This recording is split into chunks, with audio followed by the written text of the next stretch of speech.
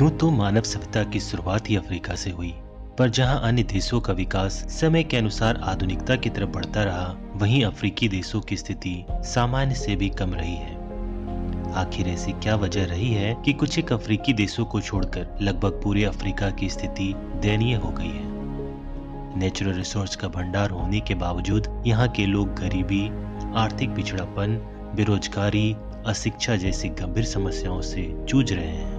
विभिन्न संस्थाओं के कई सर्वे में यह पाया गया है कि दुनिया के 20 सबसे गरीब देशों की सूची में टॉप 10 देश तो केवल अफ्रीका महादेश के हैं। तो दोस्तों, आज के इस वीडियो में हम उन कारणों को जानने की कोशिश करेंगे जिन वजहों से अफ्रीका गरीबी की मार झेल रहा है।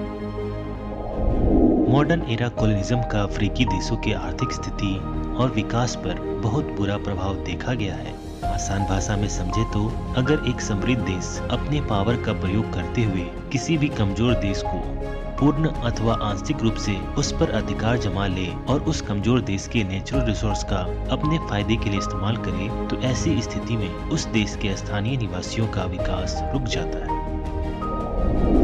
विभिन्न माध्यमों से प्राप्त रिपोर्ट्स के अनुसार यहाँ के खनिज पदार्थों के उत्खनन को हमेशा कम करके ही दिखाया जाता है। ऐसे में इलीगल ट्रेडिंग, करप्शन और टैक्स की चोरी को बढ़ावा मिलता है। लैक ऑफ ट्रांसपेरेंसी का अनुमान आप इस बात से लगा सकते हैं कि एक अफ्रीकन देश के प्राइम मिनिस्टर ने $2 बिलियन के डायमंड के रेवेन्यू की चोरी की खबर को बिना किसी जांच पड़ताल के सिर्फ एक झूठी कहानी बताकर इससे अपना पल्ला झाड़ लिया था।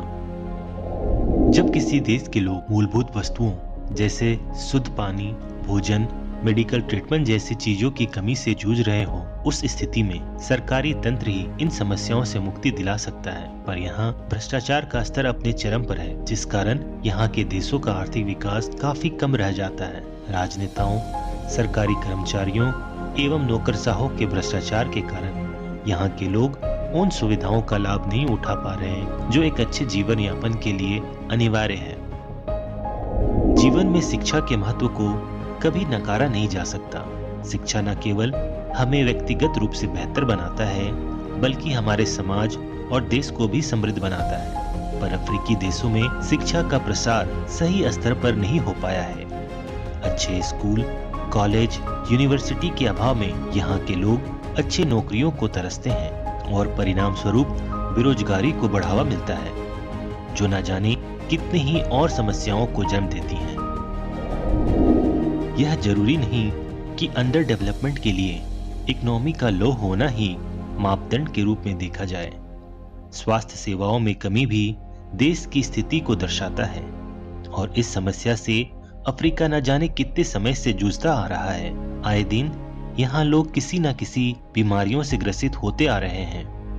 कुछ बीमारियां जैसे मलेरिया, डेंगू और एड्स यहाँ अपने प्रचंड रूप में व्याप्त हैं, जो सरकारी नीतियों पर एक प्रश्न चिन्ह है। जैसा कि हम देख सकते हैं कि विकसित और विकासशील देशों की इकोनॉमी को तरह तरह के इंडस्ट्री अपने योगदान से संतुलित करते हैं, जो न केवल लोगों को बेरोजगारी से बचाती है, बल्कि अपने गवर्नमेंट को टैक्स के रूप में अपना योगदान भी देती है। पर अफ्रीका में इंडस्ट्री का स्ट्रक्चर ही कुछ अलग तरह से फंक्शन कर रहा है। यहाँ की इंडस्ट्रीज जो कि किसी अन्य पावरफुल कंट्री द्वारा चलाया जा रहा है और बहुत ही इलीगल तरीके से नियंत्रित किया जा रहा है, जिसका सीधा लाभ स्थानीय निवासियों को नहीं मिल पा रहा है। उदाहरण के तौर पर हम जाम्बिया को ले सकते हैं। यहाँ कॉपर काफी भारी मात्रा में पाया जाता है, लेकिन इलीगल माइनिंग के कारण इसका फायदा इस देश को नहीं मिल पा रहा है।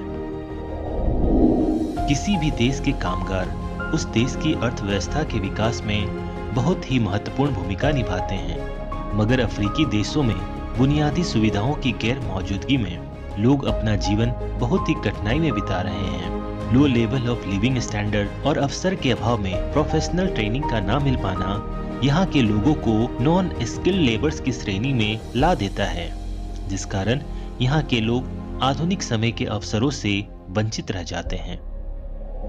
मानव अधिकारों का उल्लंघन यहाँ के देशों में एक सामान्य बात रह गई है।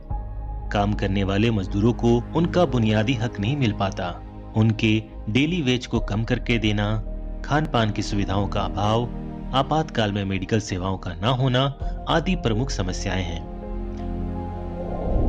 इस बात से कभी भी इनकार नहीं किया जा सकता कि आतंकवाद आज के दौर की सबसे बड़ी समस्या है, जो लोगों को हर मामले में कष्ट देती है। यह लोगों को विस्थापित करती है, अपनों से अलग करती है, हिंसा को बढ़ावा देती है और न जाने क्या क्या। आतंकवाद अफ्रीकी युवाओं को भ्रष्ट कर रहा है।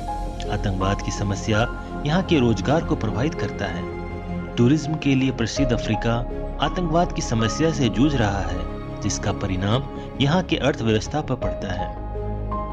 अफ्रीकी देशों के गरीबी के कुछ कारणों को हमने इस वीडियो में जाना।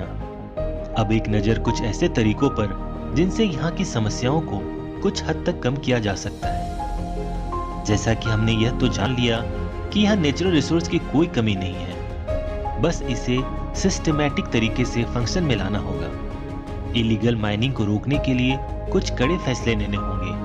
विदेशी ताकतों को उनके हद में रहने की सलाह देनी होगी। इसके लिए विश्व में कई ऐसे मंच हैं जहां इन समस्याओं पर लोगों को बताना होगा और उनका ध्यान इस ओर लाना होगा। शिक्षा के स्तर को निचले स्तर से ही सुधारने की आवश्यकता है। शिक्षा अभियान को क्रांतिकारी तौर पर लोगों तक पहुंचाना होगा। बेरोजगारी और बीमारियों के खिलाफ भी कई चरणबद्ध अभियानों से निजात पाया जा सकता है। बात अगर आतंकवाद की हो तो यह किसी भी रूप में स्वीकार न किया जाए, बल्कि सख्ती से इनका विरोध किया जाए। एक अपील उन सभी सक्षम राष्ट्रों से भी है कि वो भी अपने अपने देशों से हर संभव जरूरतों को इन देशों तक पहुंचाए, ताकि अफ्रीका भी अन्य देशों के साथ कंधे से कंधा मिलाकर मानवता का विकास कर सके।